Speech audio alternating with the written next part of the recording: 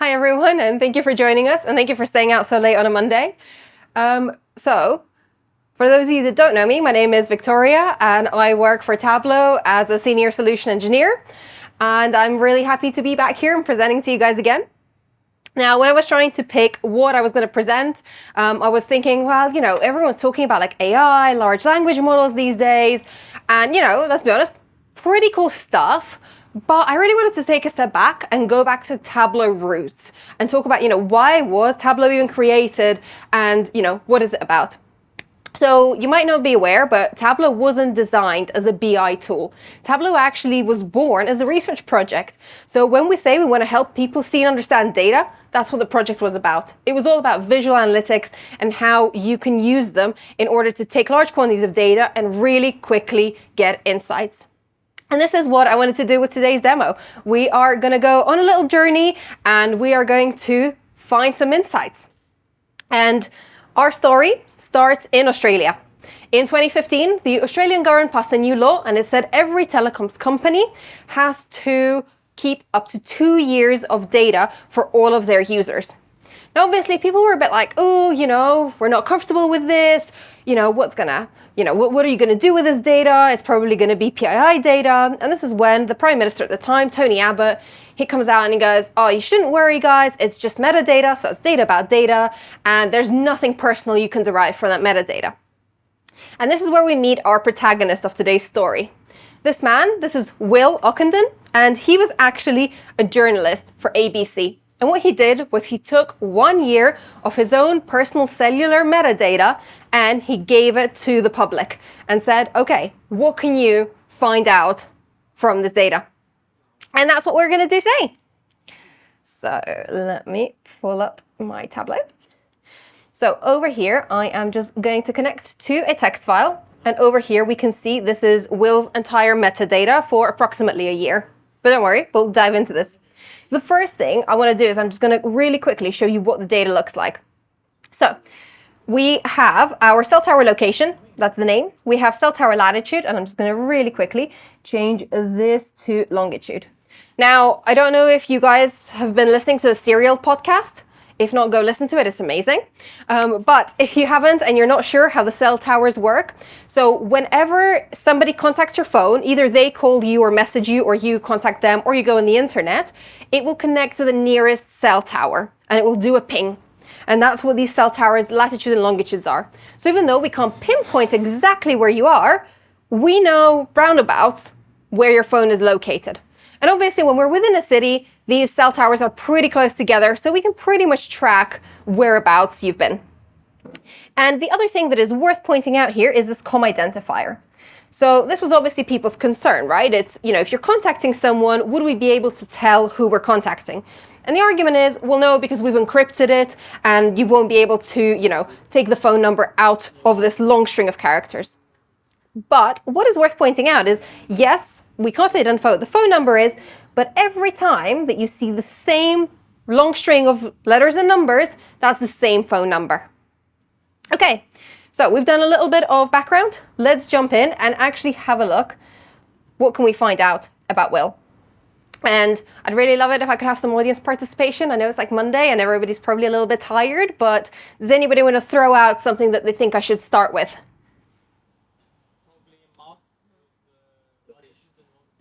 Okay, that sounds like a good idea. Let's have a look where Will has been. So I'm going to bring in my latitude and my longitude. And over here, you can see this is in Australia. And what I'm going to do is I'm actually going to split them out to see all of my different locations. Okay, great. So we can see that Will was over here in Tasmania, out in Victoria, and over here, this is actually Sydney. Now, we want to see where he spends most of his time, right? So what I'm going to do is I'm just going to grab this and I'm going to size it. All right, what can we see? He spends the majority of his time over here around Sydney. Let's zoom in. Sweet. All right, so we've got our map here. Now, I'm not as familiar with Sydney, so what I'm actually going to do is I'm going to change my background map and I'm going to set it to streets just to make it a bit easier for myself to understand. And we can also make it just a little bit prettier, Let's drop the opacity and add a quick border. Sweet. All right. So we have, let me change this. What we have here is we have the locations where Will has been, and we can see them sized by how frequently his cell phone pings that location.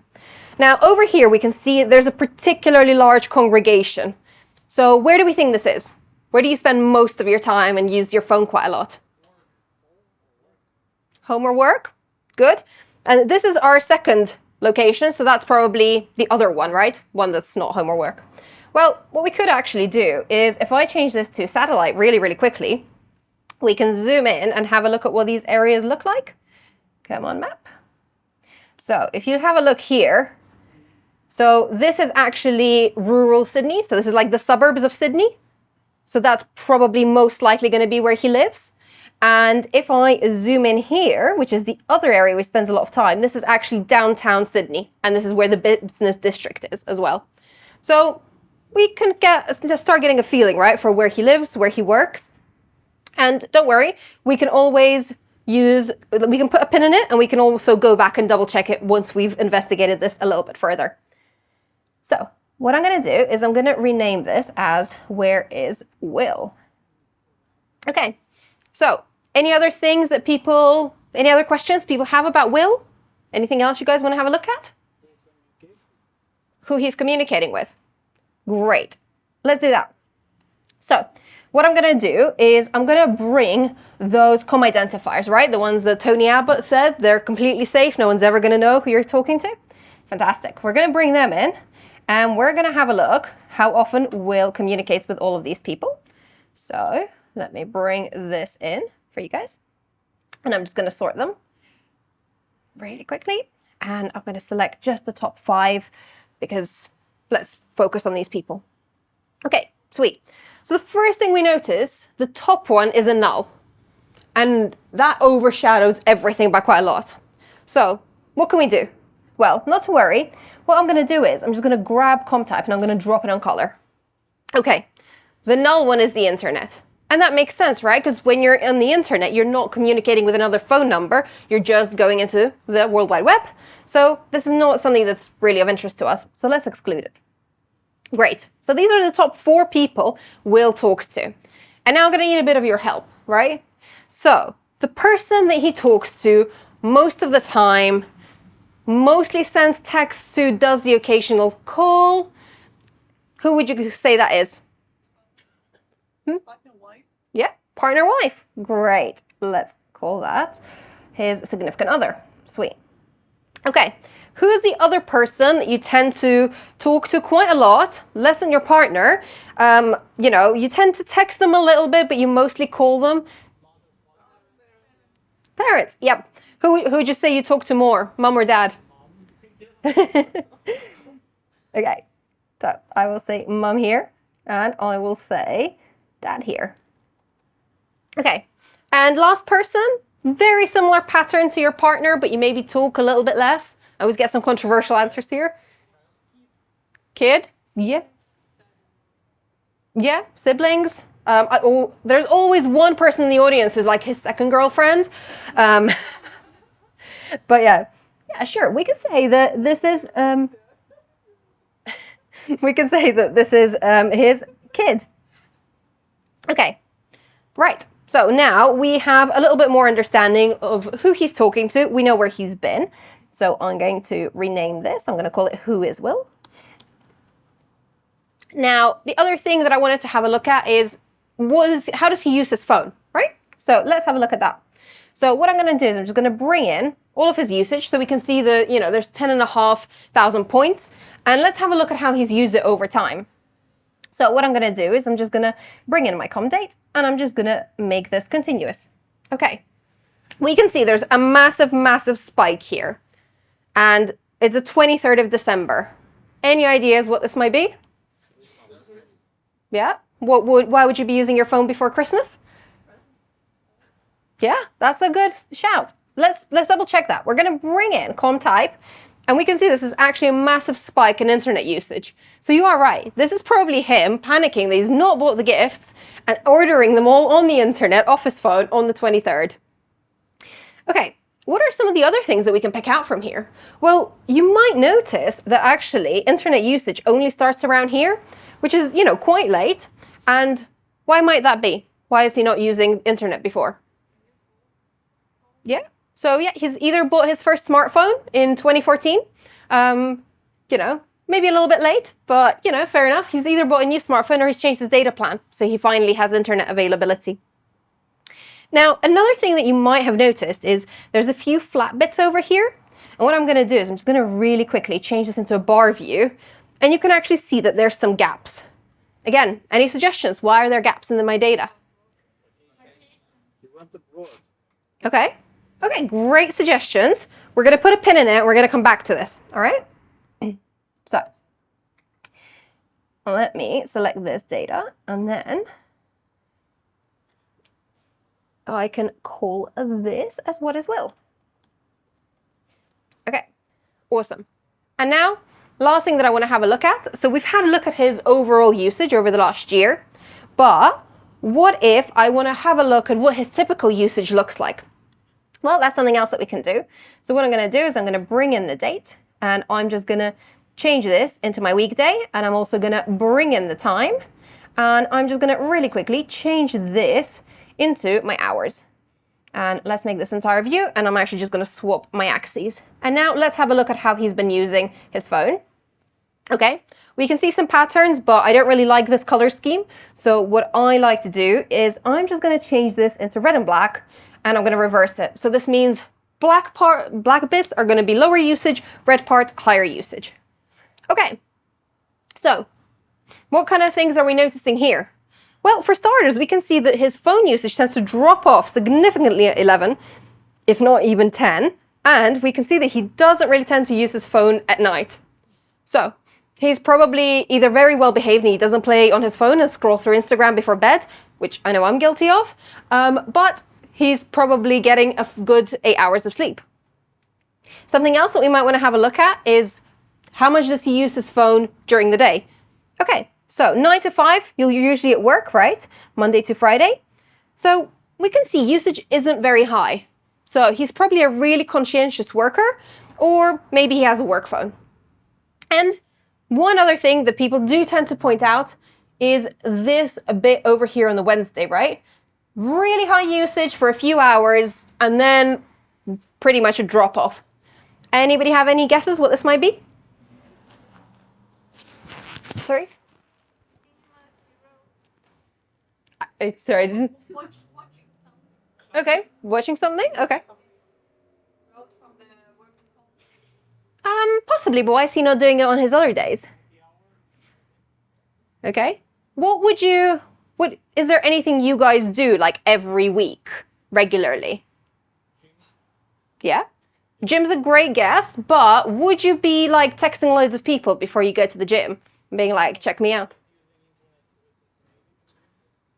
Yeah, possibly. Okay, they're all good ideas. Let's see if we can actually dive into this a bit deeper a bit later. Okay, so that's a great guess. We'll come back to that one. We'll come back to visiting parents. So I'm going to call this when is will. All right. So really quick recap, what have we looked at? We've looked at how he's been using his phone over the last year, what his typical usage patterns are, we've made a few guesses as to who he's talking to, and finally we've had a look at where he's been. But now, the real magic happens. What if I put all of this data together? So, let me create a dashboard, and I'm going to bring in all of the things. So, who is Will? I'm going to bring it where is Will? And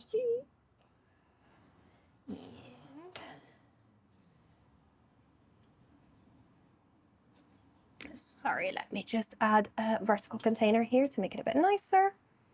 So I'm gonna put this here, and then there we go. Delete this container, make this a little bit bigger, make this a little bit smaller. Sorry, I do get really obsessed with my layouts. So, all right, now we've got all of our data together. And what we can do is we can actually just start adding some filters and going back to some of those questions that we've had. So, remember when you guys were a little bit uncertain if this is the house and work? Well, one way that we could actually check this is, where are you normally in the middle of the night? Yeah. So what happens if I go Monday to Friday between the hours of 0 and 4? Well, you can see that this is much bigger. So I think we can be pretty certain that this is probably where his house is. Now, what happens if I select the hours of 9 to 5? Monday to Friday. Sweet. Now, you can see that this is a little bit larger, but we can also see that the bit that we've identified as his house also has cell phone pings. So what does this tell us? Exactly. He's a hybrid worker. Even back in 2014, he's probably splitting his time between the downtown Sydney office and his home. Okay. Now, remember you guys weren't sure about this gap in the data, and we were guessing like, is he going to the gym? Is he seeing his parents? Well, let's have a look. So if I select this particular bit, and we know this is his work, so let's zoom in here, right? We know this is his house. So where is his cell phone usually pinging? And we notice this. Can anyone tell me what this is? Cricket. It's a cricket pitch, yeah. So we can probably say what he's been doing is he's texting his mates and telling them to meet him down at the cricket pitch, and then he plays cricket on Thursday afternoons. Okay, so let me zoom back in here. Now, another question we had is, why were there gaps? And somebody said maybe he broke his phone because he's really clumsy and he's broken it twice, once for an entire month. But should we have a look if we can find where he was on the last day before his phone broke? Well, I'm just going to select this over here. Okay, so what can I see?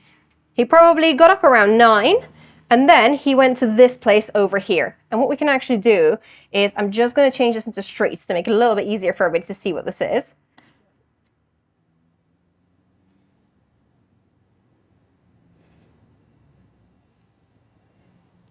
Can we all see? Anybody want to shout out what this is? Yep.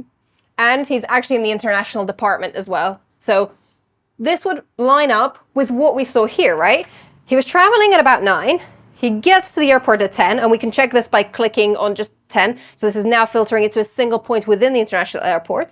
So this would make sense, right? He's a conscientious flyer. He arrived 3 hours before. He was bored in the airport, and he was probably playing on his phone this entire time. Okay, right. So we've had a look at this. Oh, we can also see, by the way, he texted his mom. He called his mom, which again would line up, right? You're leaving the country, you call your mom. And if we were that inclined and we wanted to be like proper stalkers, we could probably pull out the information for the flights that day and figure out what international flights were leaving at about midday. Right, so I feel like everybody's really quiet and nobody wants to admit that they've done this before and they've stalked somebody. All right, sure. Okay, now, one last thing that I wanted to have a look at. You said he's visiting his parents. Well, we know he calls his parents quite a lot. And let's see if we can find where his parents might be. So what I'm going to do is I'm just going to clear all the points on this map. And I'm going to remove this. Now, what is the one day that you would probably spend with your parents? Yep, Thanksgiving, Christmas. It's Australian, so we're going to go for Christmas. Right. So let me just select these dates.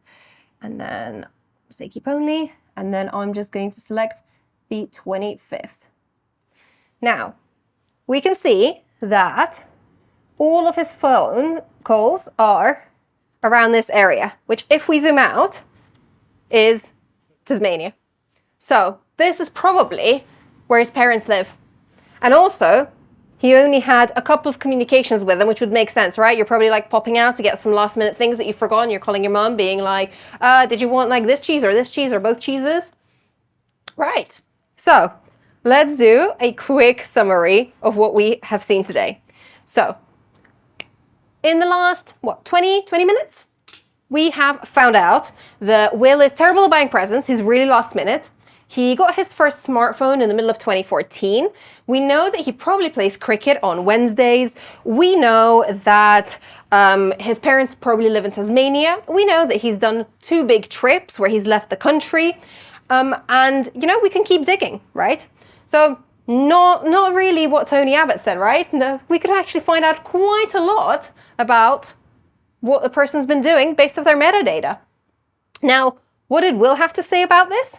Well, Will actually said, the public's analysis has been at times scarily accurate. They've trolled through everything very, very thoroughly. A year of my life has been given a good going over. They picked up on major trips, work types, habits, and even more. So, I'm going to leave you with this. A, don't trust your Prime Minister when he says that this data is completely safe, because they're clearly lying. And two, I hope that you guys got a good feel for how powerful visual analytics can be, because we've taken this data set that you've not seen before, and you told me what to do. I didn't tell you what we were going to investigate, and we were able to find out so much in such a short period of time. So, yep, AI is fantastic, but don't forget the power of just some great analytics. Thank you so much for having me.